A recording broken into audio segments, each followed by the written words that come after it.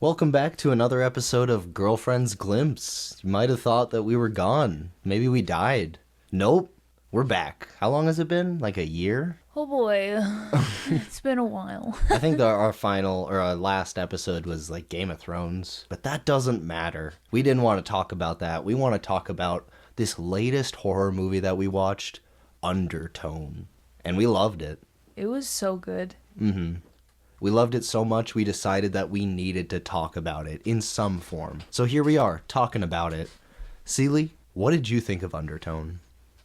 I'm so glad you asked, Max. I really thought it was pretty cool. Like, some of it was pretty ambiguous toward the end, but all the way through, I didn't feel comfortable once throughout the entire movie, even before anything really scary happened, which is a good thing. But that just means that they did it well and they did their job. It wasn't just the look of the house that they were in, it was the way that they filmed it, where no matter when, the movie started out and it was much brighter, but even in the beginning, 50% of the frame was just in darkness. It made you want to analyze what you were looking at in the dark, just to be like, am I supposed to see something in there? Is there something there? And that darkness becomes more and more as the movie goes on, but there's just so much throughout, and there's probably nothing in it. But maybe if you freeze a frame there and brightened up and brought up the contrast, there would be something in the darkness. And I love that line of thinking. Well, it makes you wonder, after you've seen a horror movie when most of it is like subtle foreshadowing and stuff like that, how many times in horror movies, not just this one, do you think people missed something in the background and just have no idea that it was there? I think it was mainly Haunting of Hill House. Might have been the second one, Bly Manor 2. But in that, Mike Flanagan loved to put in so many hidden ghosts. And maybe you notice them, maybe you notice none of them. But in every episode, and go back to Haunting of Hill House, there are dozens of hidden ghosts, maybe half a dozen in every episode. And it is insane once you realize that. Well, it reminds me of, what is it called? Lake Mungo? Yes. When they go through the movie, or the fake documentary that's meant to be talking about the disappearance of a girl, and then when they show the same exact photos after that they showed at the beginning, when your attention was focused on something else that they were talking about, you missed something else entirely. And I love that. And they reshowed it and pointed it out and circled it in red so that you could finally see it. And then you're like, oh my God, how the hell did I not see that the first time? It was right there.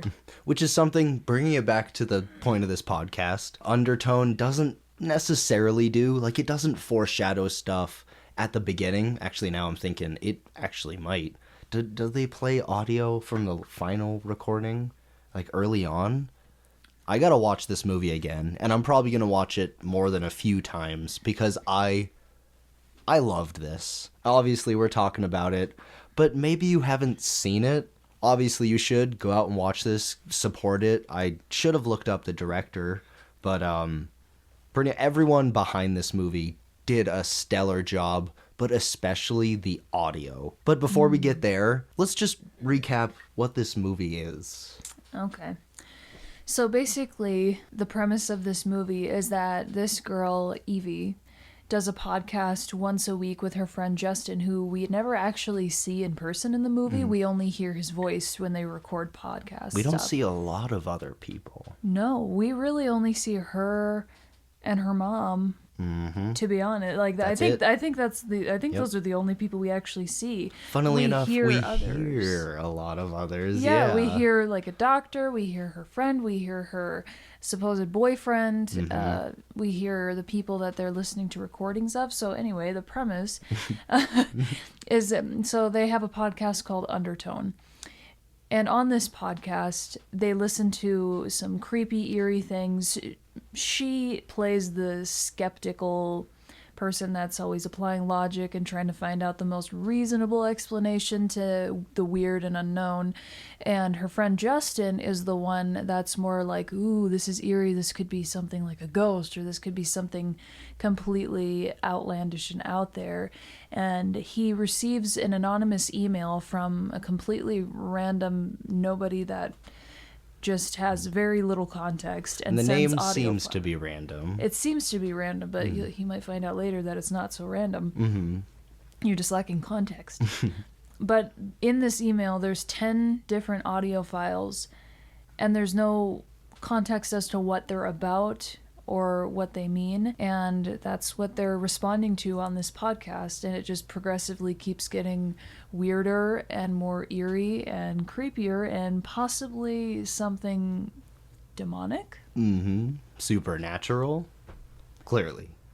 But I love this premise so much in that it is simple, but it is gripping. It gives you 10 things to listen to. The main characters are going to slowly listen to them as the narrative goes on, and that narrative tool just keeps it driving forward. And between these audio recordings, we get to know more about this character and the struggle and the guilt she is going through.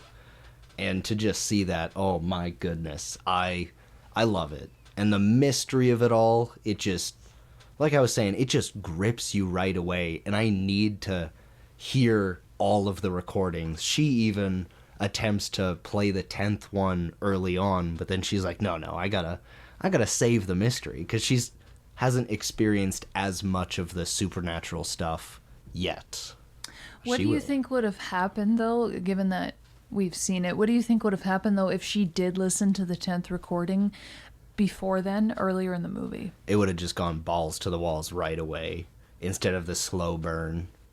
But speaking of slow burn, when I was doing a little bit of research onto this movie, as soon as we got home, because we did just watch it today, I noticed that some people aren't really liking it. And I think that's just because it is a slow burn. And maybe that isn't for everybody, or maybe just not the day that you watched it. But I don't know. Personally, we loved this. Yeah, and I mean, I don't know what people are saying as to why they don't like it. I haven't researched it.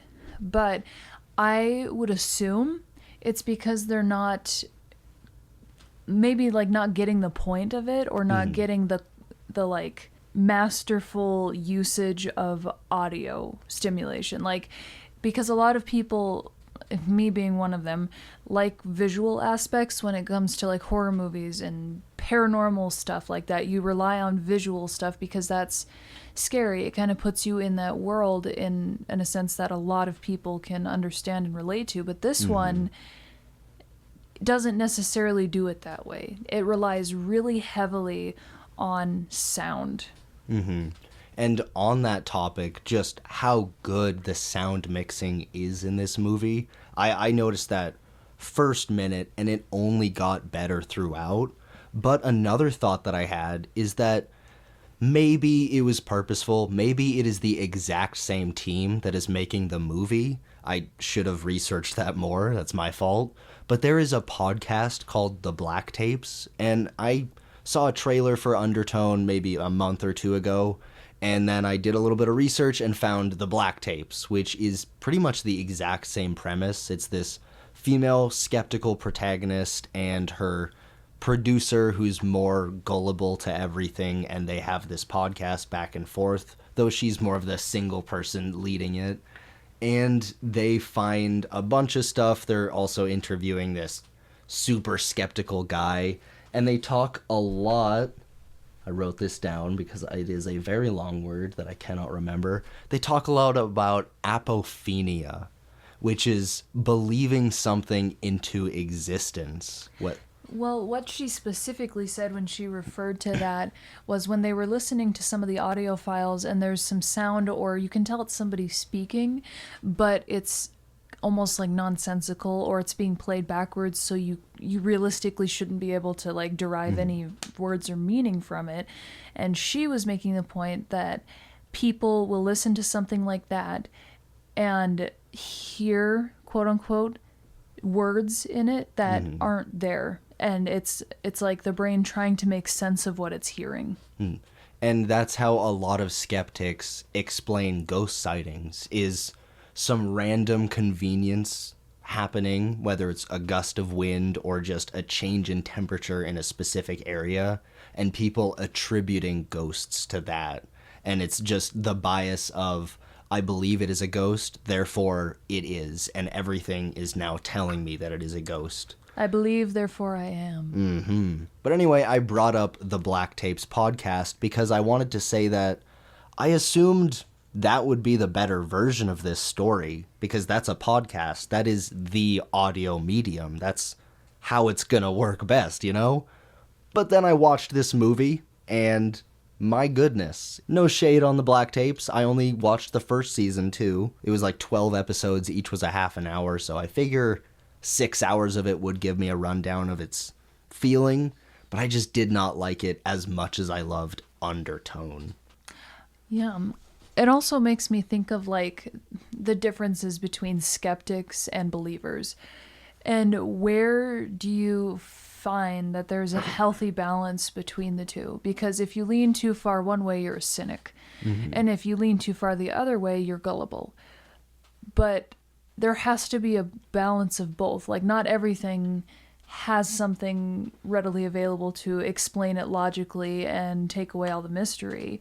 Yet everything, arguably within reason, should have some sort of explanation. And even in Undertone, the two characters, Evie and Justin, they were like the archetypal characters that they were playing.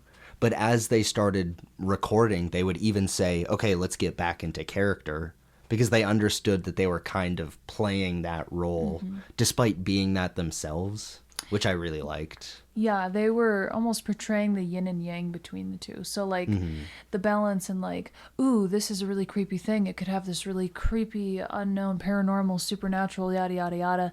And she's like, well, no, it could have been this. It could have been this. The pipes in the walls are old, so that's where you hear the noises, and yada, yada, yada. Or even that it's a hoax. Right.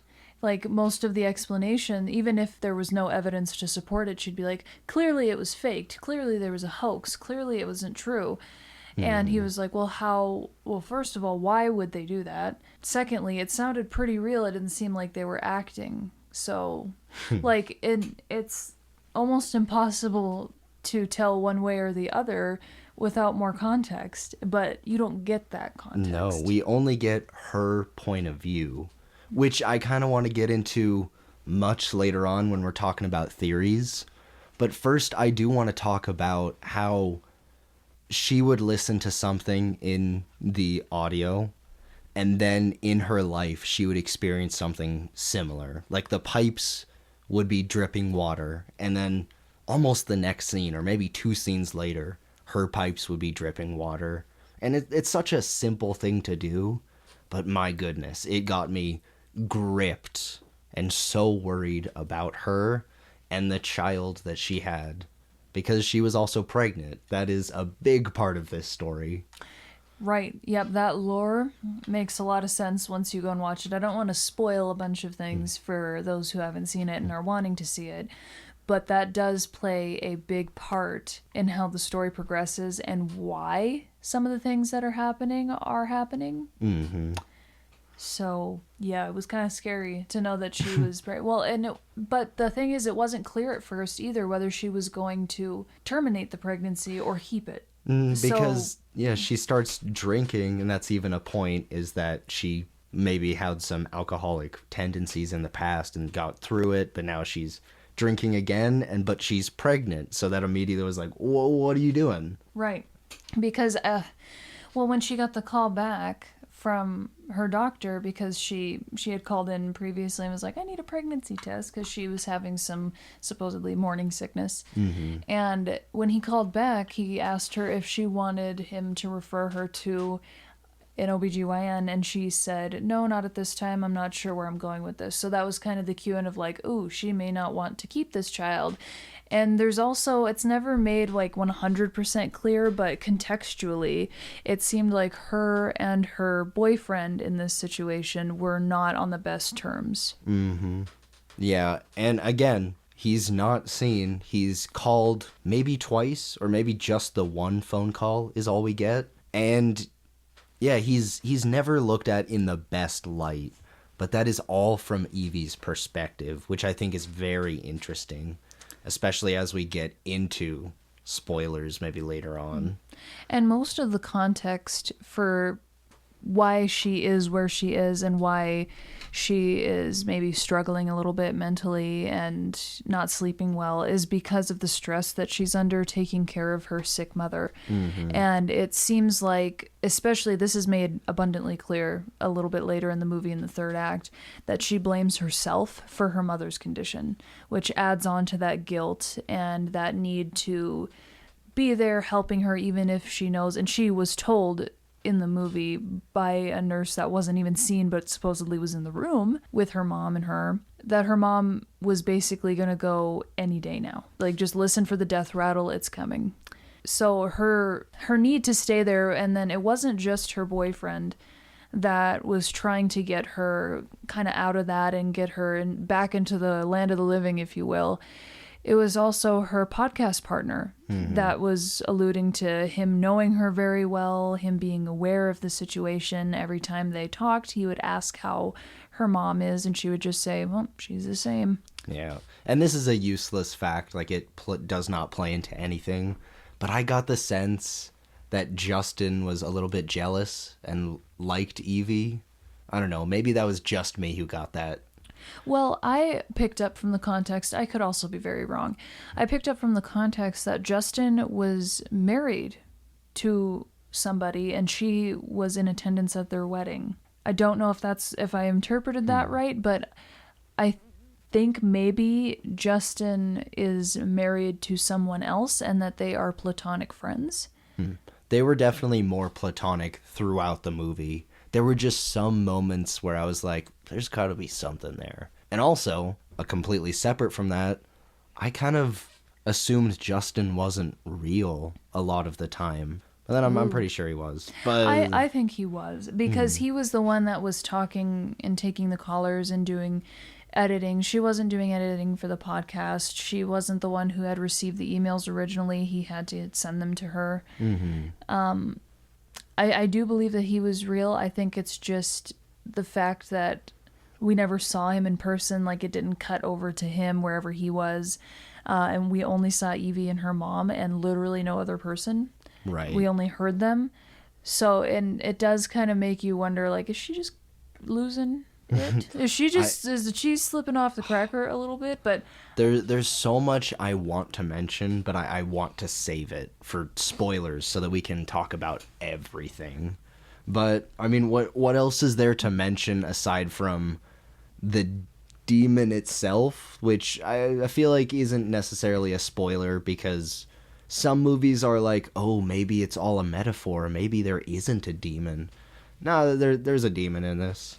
well, and the ads make that clear, kind of, because they do show some of the parts of the movie where it's clear that there is like a monster or a ghost or demon or something. And don't get me wrong, it is a metaphor, and we'll get into it, but it's definitely something possessing those audio tapes, and by listening to it, you are inviting it. Like The Ring, and watching the video, you invite... What was her name? Samara? Yeah, Samara. You're inviting her in. So this one, and they do make it kind of clear in that. And this, again, spoiler alert. Yep. All right. Spoiler alert. Wait, actually, before we mention spoilers, I'll say the third act, it goes so balls to the walls, and it had me gripped by the balls. I was so scared. Oh my God. I loved it. There's a slow panning shot going up some stairs, and I don't feel like I blinked that whole 30-second long shot.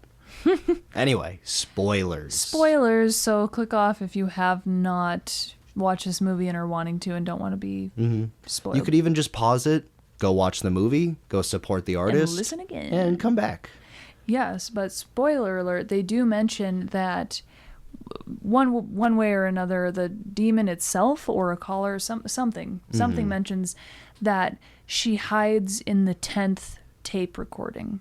So meaning that, like, there's some implication possibly that if they had never listened to the 10th one, that she maybe would have not come in at all, or it would have gone away, or... And yeah, clearly she was there and possessing a whole bunch and messing with her through her mom, but I feel like, yeah, if they hadn't have listened to the 10th one, they would have been fine. Maybe. It could also be a situation in which, like, if they didn't listen to, like, the full-on 10th one, there would still be some, like, lower-level haunting stuff going on, but it wouldn't be able to fully do what it's seeking to do. Because she had nightmares, and she was going through a whole bunch with just scary lighting and the pipes, but nothing crazy happened until the 10th. Right, and that was, like, the most ambiguous one. And again, it went so balls to the walls. I was so scared. And even the TV lighting up with that original recording they had at the beginning, which, by the way, in the Black Tapes podcast, they have this undertone sound, which was the always rising sound where it just continually rises. And that was that sound of the creepy face and the red light. I that has to be a throwback, right? It just has to be. Probably. I never watched the Black Tapes, but I would think it might be at least like a tribute to it. Because I mean, you have to think about too, like, things like this have probably happened before, where there's some, like, trend going around with a creepy video, like that one trend before that was getting a lot of people in trouble and actually leading to some people's self-harm or worse, the Momo trend that was going around. And we all know that one was just a sick person behind it that was trying to do something stupid, crazy, and maybe a little bit unhinged, but just nonetheless, it wasn't a demon, it wasn't something supernatural, it was just a person that started it. So, it makes it a little bit more relatable in the sense in this movie that we've already been exposed to certain things like that. And we do love that creepypasta kind of horror, where it's something waiting to be invited. And by accessing it, especially that new internet age of horror, where you click on a file and suddenly your computer's possessed. Yeah. It almost is like vampire rules, like old style. Yeah. You have to invite it in order for it to affect you. And I do think that there's like a more baseline, maybe overarching lesson in that, where you get back what you put out. You get the consequences of what actions you take. Especially when it comes to the internet. Once something's on the internet, it doesn't go away. And once you click on something that you maybe aren't supposed to, that kind of sticks too. Right. Even if you delete your browsing history, there's still a record of it. Forever. Or you just corrupt all of your files because you opened a virus because somebody sent you a weird email and you were curious enough to open it. But either way, the danger is still real, whether there's a demon behind it or not. Which is terrifying, at least in a movie. Yes. I think this movie also did something really interesting, too, in regard to some of the fears imposed upon motherhood. Yes. It did something interesting there because this demon, and we're in the spoiler section, so I'll say whatever I want, but this demon, the background is supposedly this woman who was alive a long, long time ago, wasn't able to have children, or she had her children killed, something like that, and she was jealous of all the women who were able to bear children and have families like that. And happy motherhood. So she had done some horrible things in her past, and when she was killed for her crimes, I suppose, I think she was executed. Her soul was corrupted, and she turned into this demon, almost like La Llorona, where she seeks out women who are pregnant or have babies, and her influence leads them to spreading awareness of her and trying to perpetuate this almost virus that she spreads. And then those women end up killing either themselves, their children, or both. And whenever we heard this demon, whose name is Abizu, I think is how it's pronounced. It was this super deep voice. I thought about trying to go for it, but it was a super... No, never mind. Never mind. It was this creepy ass voice, and sometimes it would even have this like childlike, like, you shouldn't have called to her. But no, it had my hair on edge, and that is so hard to explain other than just saying the audio's good. It's really, really good. Well, I think it's because of the distortion of things that we are so accustomed to knowing. It's like taking something that was once seemingly innocent and distorting it and perverting it into something else. Children's songs, making them backwards. Well, I think the thing about the old children's songs like Ring Around the Rosie and stuff like that have always been thought or known to have unsavory origin. Like specifically Ring Around the Rosie, I was told had to do with kids dying because of scarlet fever. And that Ring Around the Rosie, you're going and going, and then children all fall down, aka die, because they all succumb to an illness that was an epidemic or a pandemic at the time. So I do think that there is some truth to some of those, because if you think about how long ago they were created and made, most of the time music is made as a result of events happening in the time period that they were created, because people write what they know and they write about their experiences. So it wouldn't surprise me if some of that stuff was true about these children's rhymes. I don't know about playing them backwards with hidden messages in them. I don't know if people who created it back then would honestly have the thought to do that. But it is a curious thing to think about, because a lot of those are usually thought of fondly for childhood memories, and you take it, play it backwards, distort it, make it, associate it with something sinister, and then it just creeps you out. I do love it when horror movies do that. They always take something innocent, whether it be a childhood song or even just the image of a child, and then they twist it. And there's a lot of that lately. Especially when they were listening to the tapes and a doll was brought up, like a popular doll of whatever time period that they were talking about.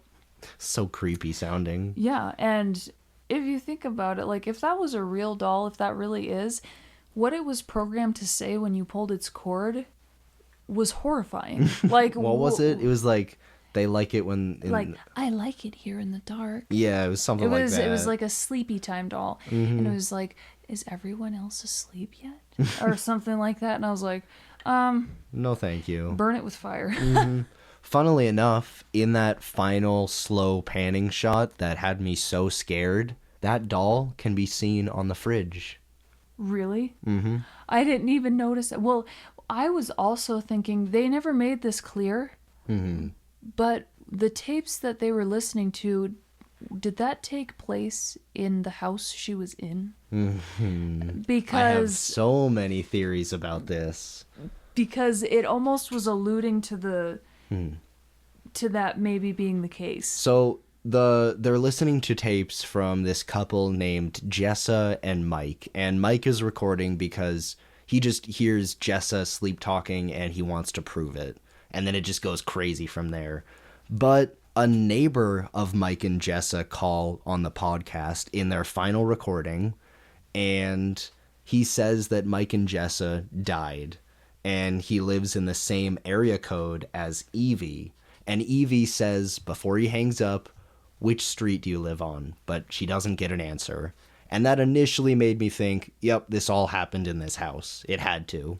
Well, and they alluded to that in the film style that they were using too, because when she was listening to some of those recordings, she was looking around the house as if she was following the trail of what they were going through when that happened at the time.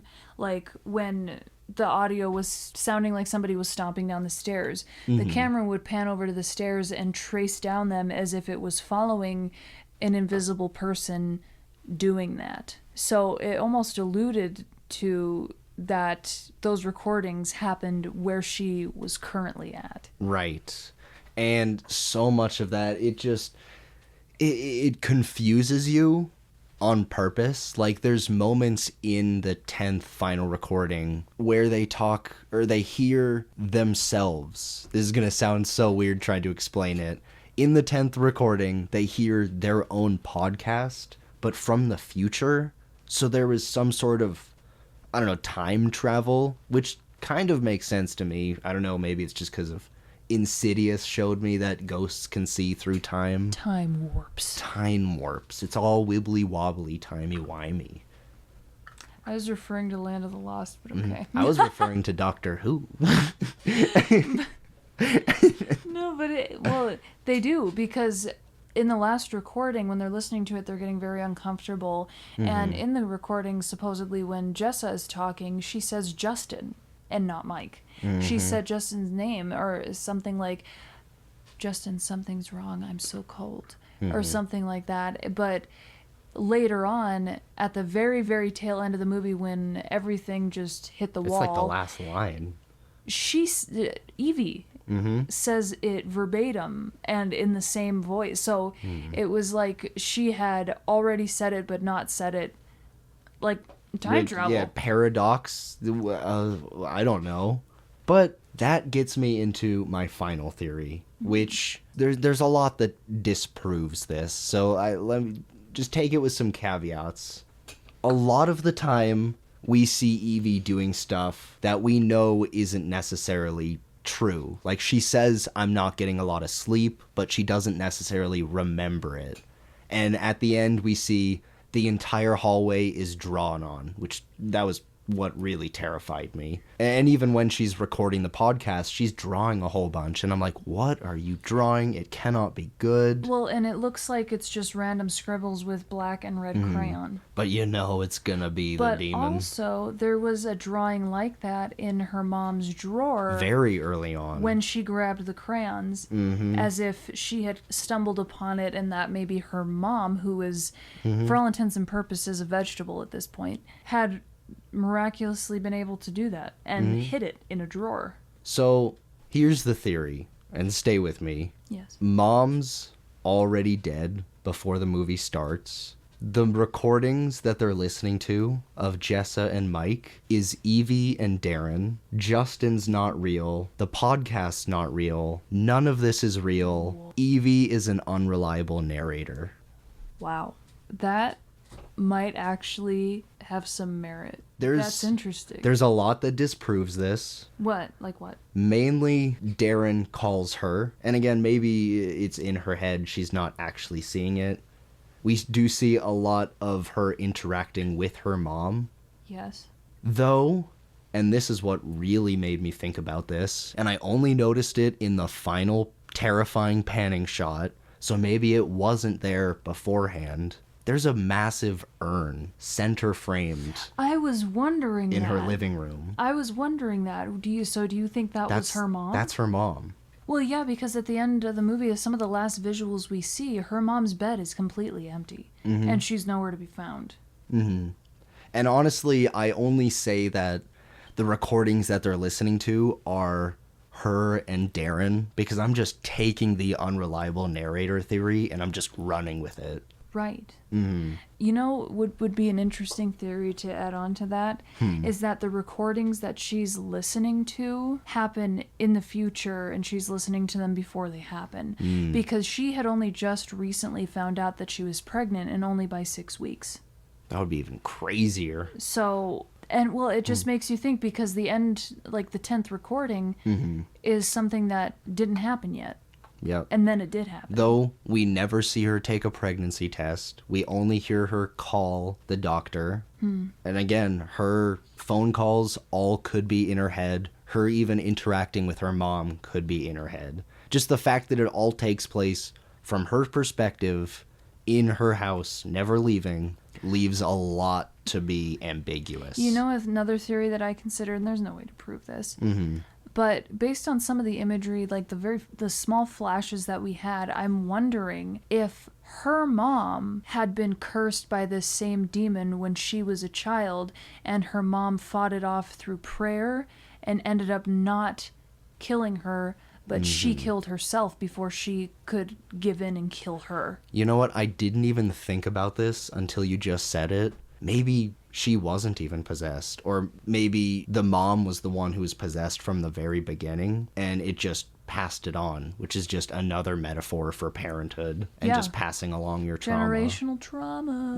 And again, it's all just a metaphor because if she did have a kid with Darren or maybe miscarry with Darren, I just thought of another theory. and then she lost the kid, then she'd have a lot of guilt. I don't want to hear this theory. I just thought of another theory. The recordings are of her mom and dad. Ooh. And she's the baby I would like that. that they were waiting on, and that was crying in the audio. That would be cool. Because then it would make sense as to why she's in the same home. And we saw, like, because according to the caller, the people in the recording, Jessa and Mike, they died of asphyxiation at the bottom of the stairs because they had plastic coverings over their head. And in some of the last images we saw at the end of the movie was her mom with a plastic bag over her head, suffocating. And we also saw flashes before then, like flashing to the end of the movie of her with the plastic bag over her face. And I could be wrong in this, I need to watch it again. We also saw a flash of Evie at the base of the stairs bleeding. And I think it could have just been the blood. I think she had longer hair. Maybe I'm wrong. I don't know. I would have to see it again to know. But it just makes you wonder because, like, there's... And who would have sent the recordings? Did she send the recording to him without knowing it? And it was, like, the demon's way of controlling the situation. Like, because she clearly has lost time. Because she said she hasn't been sleeping well, and we only ever actually see her sleep one time, and it's when she has a nightmare. But it makes you wonder if those nightmares aren't nightmares at all, and it's what she's doing when she's asleep, and she's being controlled. And she's just and she has like very sparse, intermittent, nightmarish memories of what's happening when she is sleeping. I would like that a lot. I think there's so many different interpretations of how you can take this movie, and that's why it's so good. Like, you can take it as in, the podcast was real, Justin was real, Darren's real, the mom's real, it's just a possession. Which, honestly, I kind of prefer, because that's just simple. Or, you can take it as the mom's possessed, and she's carrying it down. Or you can take it as none of it's real, and she's an unreliable narrator. It's kind of up to you. It is. I mean, I really like the most outlandish theories that have absolutely you love no merit. Ambiguous stuff. I love ambiguity. Yes, I do. Because it allows the viewer to be a part of the storytelling. Because when it's left up to the viewer, depending on who they are, has a different understanding or conclusion, which I think is really interesting, because then you get a lot of theories that you're like, oh, well, I never would have thought of that. But that is really cool. Like, it makes it so that one story can be 100 stories. Right. And honestly, I think it's, just for me personally, I think it's more fun to experience the simple story and the simple ending of the mom was possessed by Abizu and killed Evie. And the ending was just Evie dying. And maybe there was some time travel where that recording of her last words made it into the 10th recording. But I think it's a lot more, I don't know, there's a lot more to think about, to chew on afterwards if it is ambiguous. So the ambiguity is better. There could be an even crazier story to it where Jessa, Evie, and Evie's mom are all the same person. And it's all just a weird time distortion because of the involvement of this demon. Right. It could even be the apophenia thing where Evie hears the first backwards whispered voice thing, and she just convinces herself that that's real. And then it just keeps on spiraling because she's losing sleep and she's connecting so many dots that aren't even there. Well, what's weird about that and what kind of sparks those dot connections is that as she's going through the recordings, some of the songs that we were previously introduced to, apparently that were sung in her childhood, which she was singing to her mom, apparently in the beginning, some of those things were lining up like parallel. and her skepticism was starting to break. It was like the Baba Black Sheep song, and then they download some audio of it, and then later in the hidden recordings they see the exact audio file. Like it, creepy. Yeah, that's what contributes to that, like, time rearrangement, because she is currently being possessed, and she doesn't have a good recollection of time in general. So we're seeing all of the same things just out of order.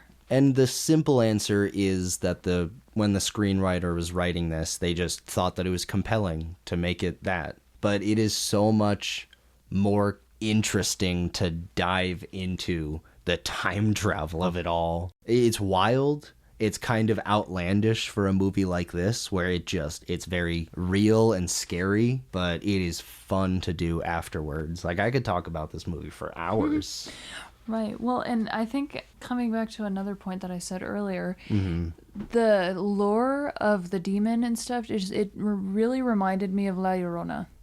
Because it was a very similar thing where, like, La Llorona lures children to death by drowning, because she had once lost her children, and she was basically doomed to carry on this misfortune to other people. And she wanted them to feel the same pain she did when her kids drowned to death. But it just paralleled that to me a lot, and it reminded me of that lore. They did it differently. Obviously, La Llorona was more of a visual horror and more of like a stereotypical paranormal horror, whereas this one was more of like a sensory focused horror. And again, you'd think that the podcast version of it would be better, but this was so scary. The audio that they worked with was amazing, and the only time that you visually saw Abizu was when she was possessing the mom, and she would barely come into frame, and you would just see this white blur in the corner.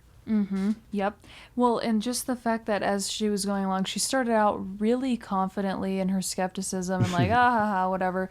But as time went on, you could see her slowly start to like get uncomfortable, look over her shoulder, look behind her, look in the hallway. And when there were things in the recordings that she was listening to that were happening, like the water pipes supposedly banging, things happening, she would look around in her room and in the house where she was as if it were she couldn't tell if it were happening in the audio or in her home. And again, the sound mixing, I couldn't tell either. I was trying to find out if it was in her home or in the recording. Well, also, this is just a question for why the hell are you recording at 3:00 in the morning? At the goddamn witching hour. About creepy shit by yourself in Are the you dark. dumb? And like, why would Are you do dumb? that? Like, well, Just why? I get terrified just thinking about it. I get scared just thinking about it, or even standing in a dark room in the dead of night why would you do that? Like, I get Justin probably lives across the country and they need to find a time that works for them both. Not at 3 a.m. though. No. No, thank you. Yeah, I don't. That one got me because I'm like, and at the beginning when she first sat down, I was like, is it 3 p.m.? No, it's dark out. This must be 3 a.m. What are you doing? No. And again, audio mixing, the way that every time she would put on her headphones, you would hear the ticking clock, the background, just a random audio, and then everything would just as soon as the headphones went on. Which is scary to me, because if you're going to be in a horror movie and any type of sensory deprivation, one way or another, leaves you at a disadvantage and vulnerable. So every time that happened, I'm like, oh shit, she's going to not hear something happening right behind her. You know what? I think that I just had the epiphany that might be the best thing that this movie does, is it takes away a sense of yours, whether it be the audio, whether it be the visual, because they will cut to black so many times, and you want to see, you want to hear, but they won't give it to you, or they'll give you a small fraction, and you have to imagine the rest. Yeah, because at the very last scene of the movie was all sound. It was no visual. It went to a black screen, and you could hear her having a panic or a fight with something. Yep. And then credits. And that's when you hear, Justin, I'm so cold, or I don't know what's going on. And then she dies, presumably. Yeah. Yep, repeating the cycle for the next victim. Mm-hmm. So yeah, maybe the recordings are going to be sent off to the next internet celebrity to try to spread it out even further. Yeah, that just goes to show you, kiddos, don't click on things that you weren't expecting or that are kind of creepy and sent from random people. Unless it looks cool.